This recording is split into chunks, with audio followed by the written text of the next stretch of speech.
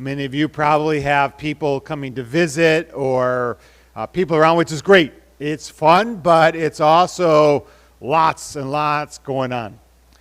I know this week my wife and I had the privilege, really since Monday night, Tuesday morning, of watching my grandson. He came, so he's been there for the last 5 days, and he's 18 months old now, and he's busy. That's a lot of work, and we couldn't just send him home because we had to watch him, and his mom and dad were up for a lot of the time, so it wasn't as bad, but it was great. Bad, that's the wrong term. We loved it. It was great, but boy, was it tiring because they want constant attention. And one thing I was reminded, though, is how we as people are often like before God. I think of yesterday, my grandson, we wanted to take him to the beach. And great day for the beach, beautiful day. And yet he has a hard time going in his car seat. He doesn't like going in the car seat. And he has no understanding that where we're taking him is way better than where he's at. And he's fighting us every step of the way just to get him in the seat to sit down. And, I mean, logic really doesn't work. We're taking you to the beach. You're going to have so much fun. He has no idea of what's going on. He doesn't understand that. All he knows is he was having fun playing in the dirt at the campground, and he doesn't want to leave and go somewhere else. Once we got to the beach, he loved the beach and enjoyed it. We spent 4 or 5 hours there just having fun, playing together. But it's interesting how many times over this period of these last 5 days that we were trying to get him to do something that we knew was going to be so much more enjoyable for him, but he fought us much of the time. And I thought, how are we like that with God many times? Where God has this plan for us and this great thing for us, and in the process we might have to travel in the car seat, which we don't like, or go somewhere where we kind of kick and scream about because we don't want to go there. But the end is way better. And yet we don't trust God. Now I can try to tell my grandson, tell Ezra, just trust us. Well, he's 18 months old. He doesn't understand this concept. So often we as people act the same way. Part of spiritual maturity and spiritual growth is learning to trust God. We're going to see that today as we continue our study here through the book of Genesis, Genesis chapter 39, if you would like to turn there. We're going to be reminded how God has this masterful and wonderful plan for our lives, and yet often we fight this plan kicking and screaming, and yet God's plan down the road is way better than we could have ever imagined. And we see this from the life of Joseph. But one of the things that we see compared to what happens often, I know in my life, is Joseph didn't fight it all the way. We see the progress throughout Joseph's life, how every time some setback came, problem came, he still trusted in God, and ultimately we see the end result as we continue our study here this morning. Just a quick reminder, review of where we're at. Jacob was the grandson of Abraham, so it was Abraham, Isaac, and Jacob. Jacob has 12 sons and 1 daughter. His favorite and beloved wife, Rachel, dies when giving birth to her last son, Benjamin. So Joseph and Benjamin are sons of Rachel, Jacob's beloved wife. Jacob's name was changed to Israel. The Old Testament, it's interesting, or in Genesis kind of interacts. Sometimes it uses Jacob, sometimes it uses the word Israel, the name. It kind of uses both of them. And here his name is changed to Israel, so we have the 12 sons, the 12 children of Israel. Eventually it would go into the 12 tribes of Israel. And what's taking place, though, is Joseph is being showed a lot of favoritism by Jacob. His brothers hate this. We saw this last week. And because of that, his brothers sold Joseph into slavery and told Jacob that Joseph was killed. Jacob is distraught. He lives thinking his son, his favorite son, has died. And yet Joseph actually goes down to Egypt. Joseph works for the captain of the guard, Potiphar. Potiphar's wife is trying to entice Joseph to have sexual relations with her. Joseph refuses. She gets upset. She accuses him of trying to rape her. Joseph is then thrown into prison. So in this whole process, we saw last week how Joseph is making right choices and right decisions, and every time he makes the right choice and right decisions, things go well for a while, and then all of a sudden, things go wrong. Humanly wrong. But not in the terms of God. Genesis chapter 39, verse 22. And the keeper of the prison put Joseph in charge of all the prisoners who were in the prison. Whatever was done there, he was the one who did it. The keeper of the prison paid no attention to anything that was in Joseph's charge, because the Lord was with him and did whatever he did, and the Lord made him succeed. I pointed this out last week, and again I emphasize it. It doesn't say directly here. We'll see a little bit later on today. It will. But every time Joseph had a setback, I know emotionally it had to be hard and difficult. We'll see this a little bit later on from what he says about it. But he trusted in God. And through this process, God allowed him to be promoted. When he was at Potiphar's house, he was promoted to the captain. Or not the captain, but lead over the Potiphar's house. Now he's thrown in jail. What happens? He's appointed to one of the lead prisoners over everybody else. How could that be? One, God's hand was on him, but also I want to point out that Joseph's response and reactions had to be a godly response and a godly reaction, because if he was a bitter, angry person, he wouldn't have been allowed to be over all these other prisoners. And we'll see this attitude at the end of the sermon here this morning in what he names his children. The first thing I do want to see here this morning is that God is in control of all the affairs of men. This is an overriding theme of the Old Testament. One of the important themes of the Old Testament is we have a sovereign God who is in control of the affairs of men. And what God can do is he can use the wrongs of men to accomplish his plan. This is something that is clear many times in Scripture, but it's hard for us to comprehend. How can God use something that seems so wrong and people who do so wrong to accomplish his plan, but yet God does? People will do wrong things to you. People will hurt you. People will do things to try to cause you to have problems, but that doesn't mean God has forsaken you. God could stop people, yes, but sometimes God uses those things, the evil of men, to even accomplish his plan. God can use anything. Several years ago, we were in Wisconsin for my daughter's wedding. And we had taken our van there. At that time, I was driving Uber on the weekends, and I was pastoring here as well. And as I was driving there in Wisconsin, I was going one morning to get donuts. There's a grocery store there that the kids always love the donuts from, so I went to get donuts for the kids. And on the way there, a deer runs out of the cornfield. I can't see it. I just smashed in front of the deer. Was able to limp the van back home just to find out that pretty much something was going wrong with it, and basically the van was totaled.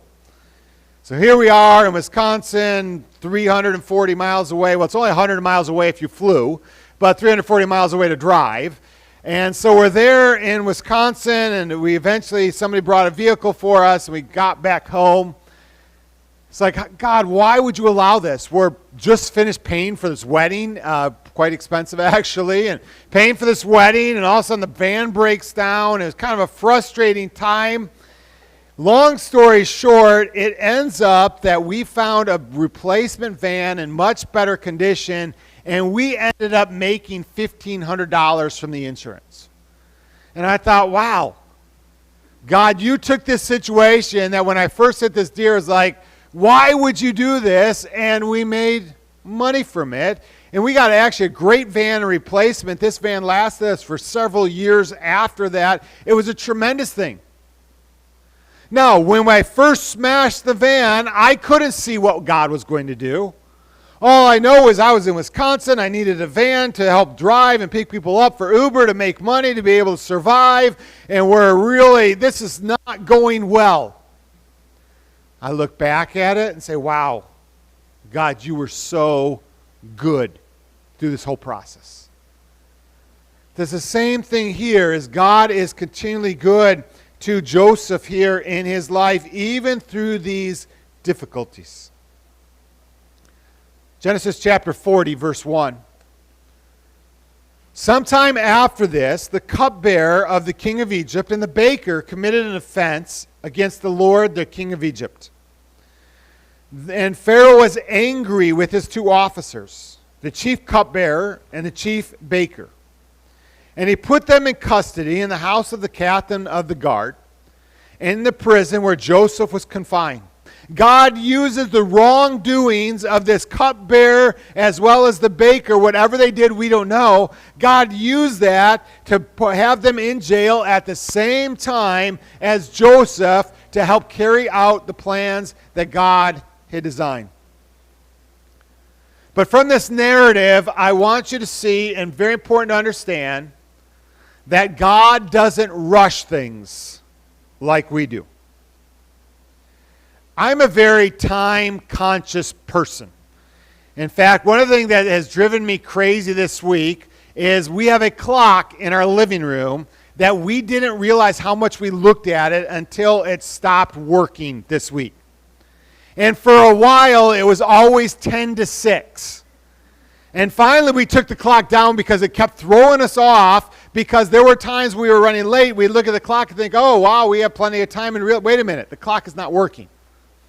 I tried to buy a replacement part. You realize how many different sizes there are of replacement parts for this clock, these types of clocks. So I don't have this clock. And I like watching and keeping track of time.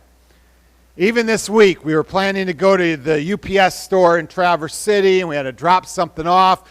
I like Amazon, and they get free returns, but you got to go to drop it off the UPS store many times, which is a hassle. We planned to get there. So we dropped some things off, and we left 5 minutes late, and we ended up getting there 2 minutes late, and they were closed. And just frustrating. That's the very reason we went to Traverse City, is to go to this UPS store. Now, we always found other things to do in Traverse City, because once you go to town, there's lots of things you need to buy or take care of. But time is tough for me because I have this plan, this order, and when you have to wait on somebody else, it's often frustrating. And yet God's timetable is different than ours. He doesn't rush things like we do. He doesn't say, okay, this has got to happen now and now and now, put it all together. But God has this great plan.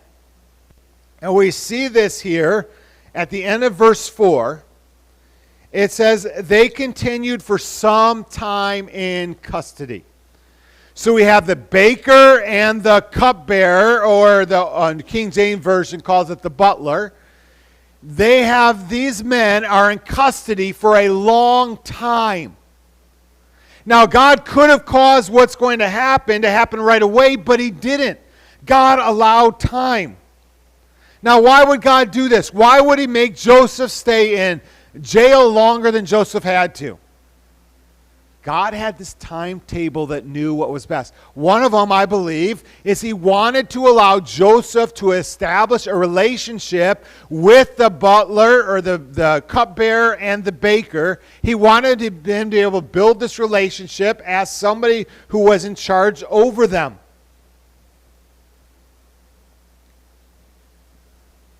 I think it's important to understand this. Because many times we want God to do something and we want Him to do it now. When I first moved here, about a year or so after I moved here, I started coaching the soccer team at Benzie Central. And my plan was that I'm going to coach this team and I'm going to have devotionals with this team and I'm going to try to share the gospel with this team and let them know about Jesus Christ. And I tried that and I did that. After 6 years, basically as that ends and I'm done coaching, I felt like after that time that really not much was accomplished. And yet it's amazing as I think about it and I look back in time and realize the importance of God's timing is different. Even now, Cam, our assistant pastor, was on that soccer team I coached. And at that time when we graduated, I had no idea, one, that I would be pastoring here in this situation and that God would work it out that he could come on as assistant pastor. To me, it felt like, boy, this is just wasting my time. But God used that opportunity for me to get to know many of these boys who played. And I realized that in God's time, in God's way, God was working it out. And it's so easy to try to rush God, but God will make it happen in His time. Verse 5. And one night they both dreamed a dream. So this is the baker and the cupbearer. Dream a dream. And the cupbearer and the baker of the king of Egypt, who were confined in prison, each his own dream, each dream with its own interpretation. When Joseph came to them in the morning, when he saw that they were troubled, so he asked Pharaoh's officers that were with him in custody in his master's house, "Why are your faces downcast today?" Now I want to stop here a minute. What did Joseph realize about these individuals? They were having a rough day. How was Joseph able to realize this? Joseph had been able to build a relationship with these prisoners. He was given the responsibility of being in charge of the prisoners. He was able to recognize what was going on. You see, God used time to allow him to build these relationships, to allow this to take place. And the thing I want to point out about this, yes, God could have done it instantaneously. I can understand that. But I want to point out that many times God uses time to allow things to develop. And when we try to rush things, we tend to miss out on what God has or what God is doing. Verse 8, they said to him, "We have had dreams and there's no one to interpret them." And Joseph said to him, "Do not interpretations belong to God? Please tell them to me." Joseph had this trust in God. He knew that God could allow these dreams. Perhaps God could give this interpretation to it. Basically, long story short, again, this is something you have to read on your own. The butler has a dream, and the interpretation, he's going to be restored to his position in 3 days. The baker has this dream, and in 3 days he's going to lose his head. I think the butler came out on top on that one, knowing that his dream was going to be a better dream. But in this, it happened exactly as Joseph said it would happen. But I want to understand this, that God will not forget about us. Now, what does this have to do with the narrative, the story we're reading through? Joseph asked him, chapter 40, verse 14. He says to the cupbearer, the butler, "Oh, remember me when it is well with you. Please do me the kindness to mention me to Pharaoh, so you can get me out of this house." We see that Joseph didn't like living in this house or this prison or this place he was living in. He was confined. He was trapped. Verse 15, "For I was stolen out of the land of the Hebrews, and here also I have done nothing that they should put me into the pit. I don't deserve to be here. I don't deserve to be in prison. I didn't deserve to be sold into slavery. I didn't deserve to be kicked out of Potiphar's house. I don't deserve to be in prison this long. Not at all.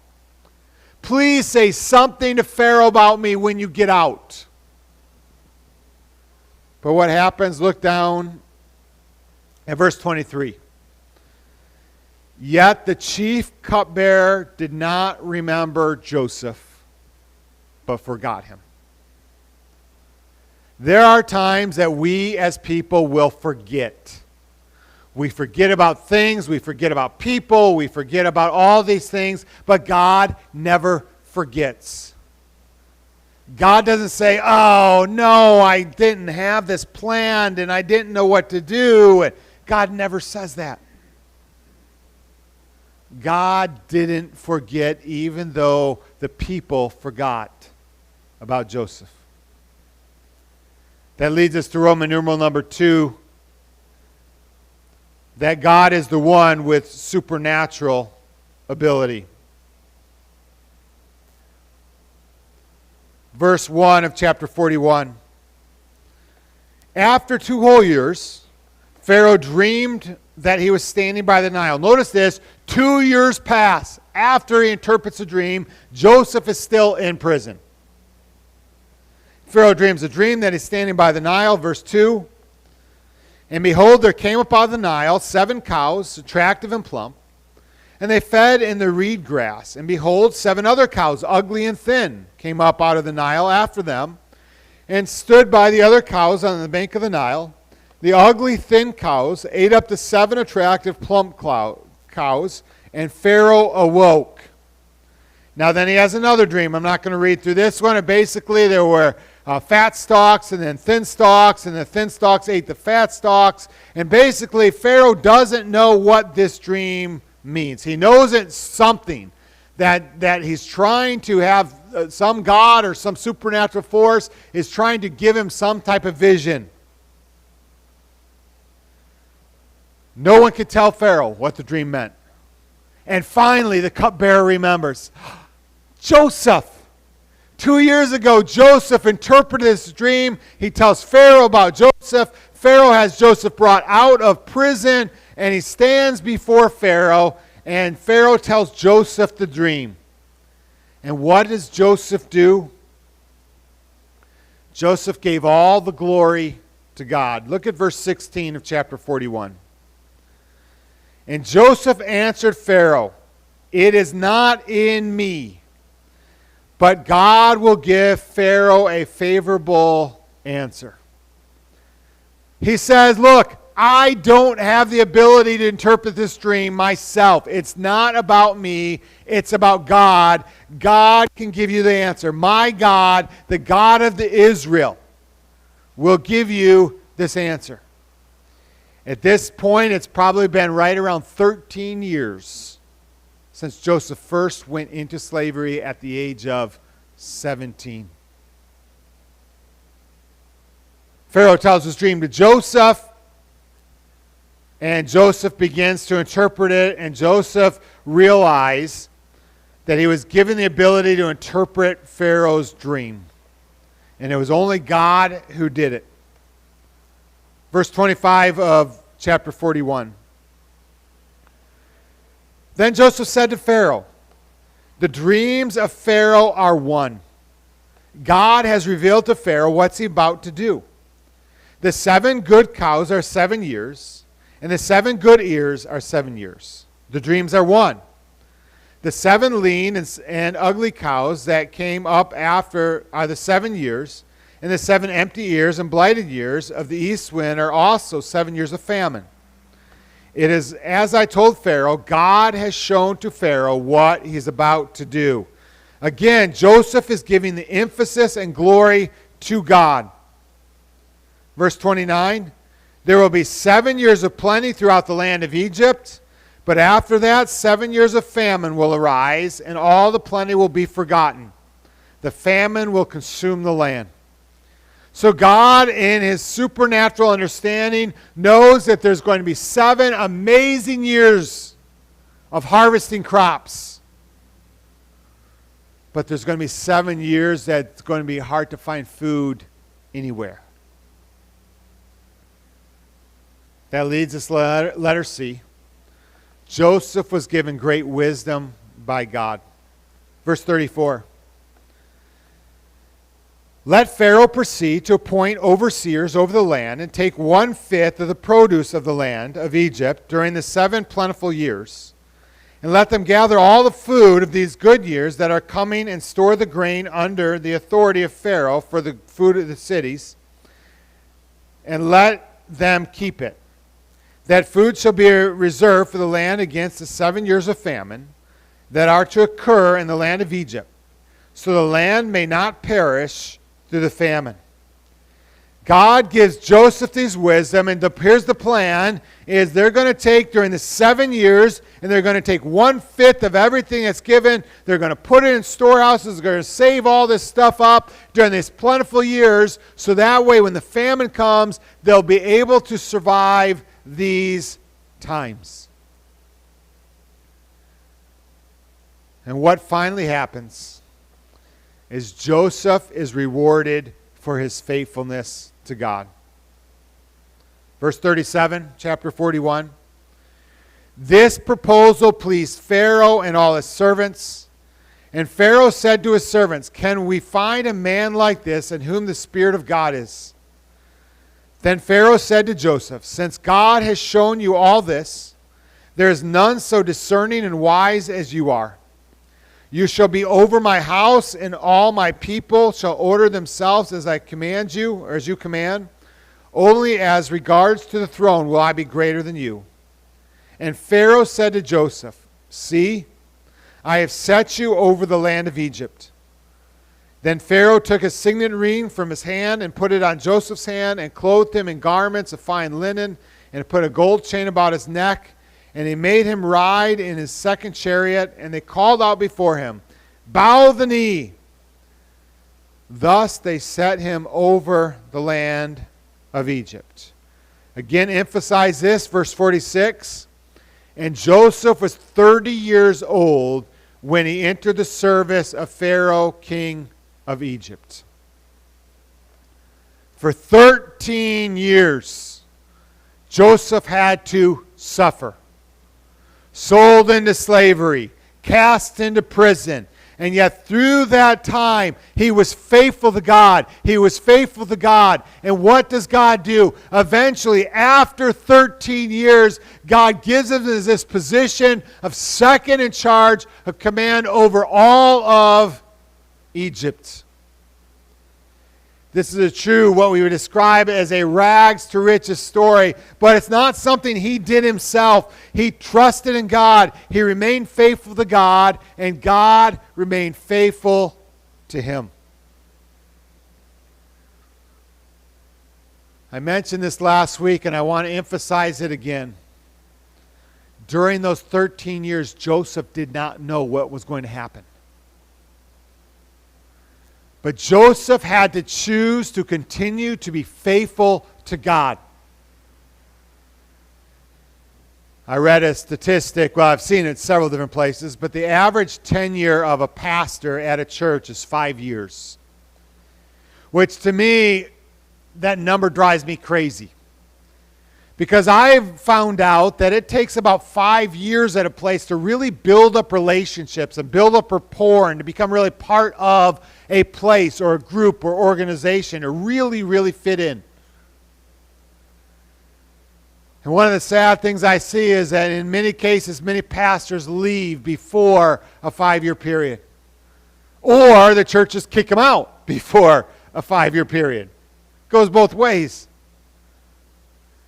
And sadly, they miss out because we as people are not willing to be patient. We want it to happen, and we want it to happen now. And yet when we wait on God's time, God does amazing, abundant things above all that we could ask or think or imagine. I find this in my life. Sometimes I look back and say, wow, if I try to do this or make it work or make it happen, I'd make a mess of things.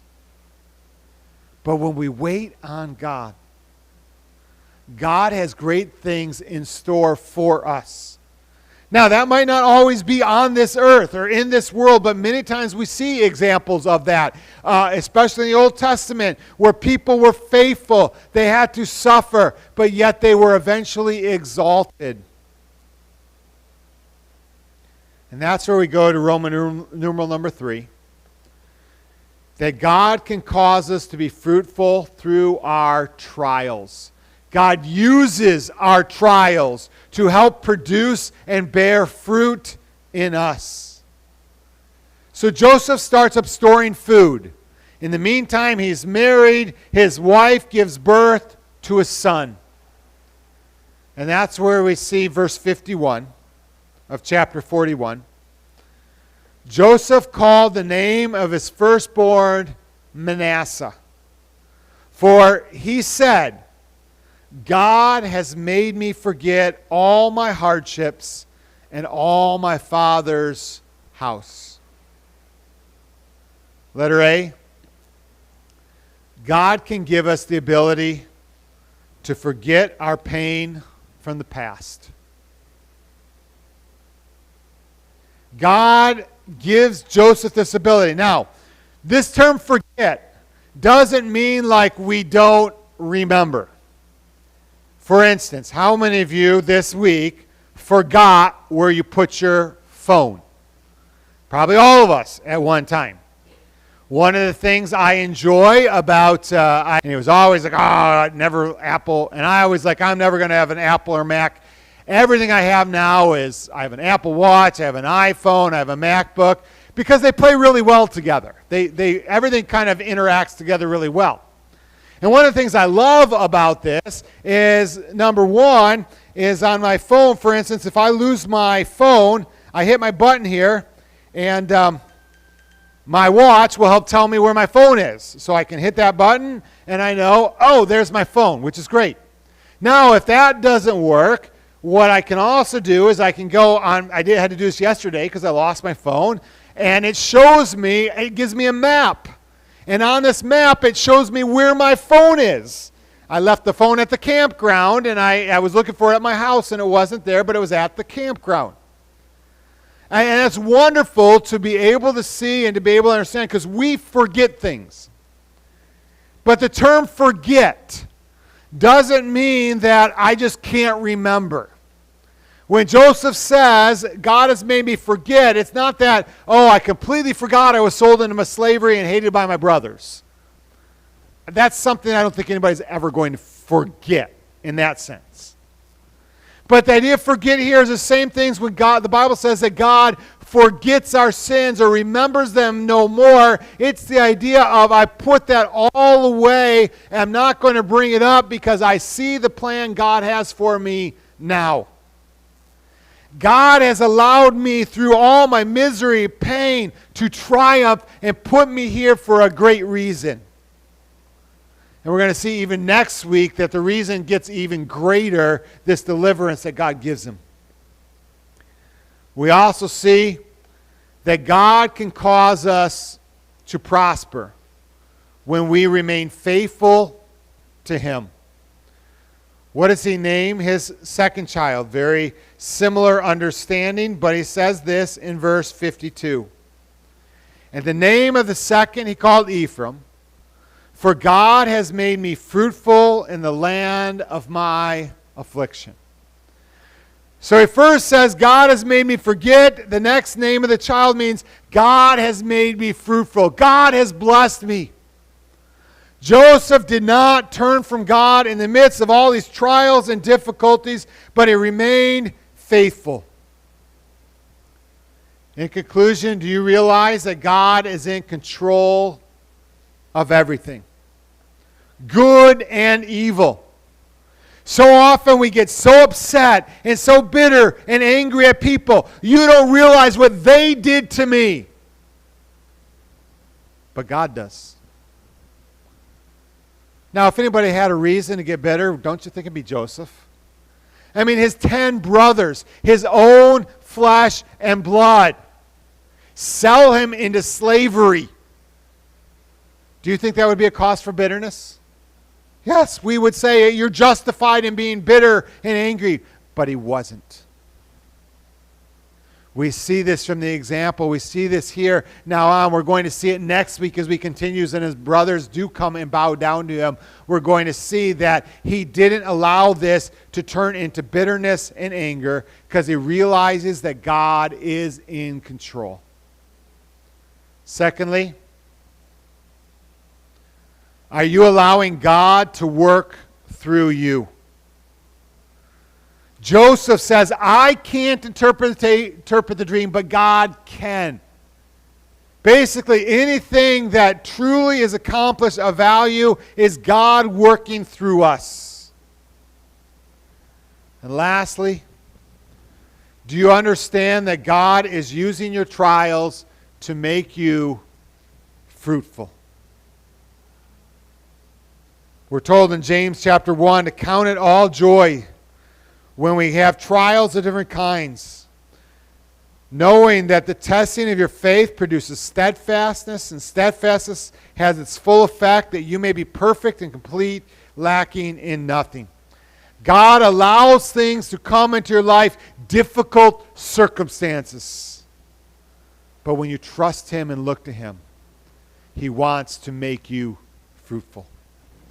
I want everyone to bow your heads, close your eyes. Just take a moment to let God speak to your heart and mind this morning.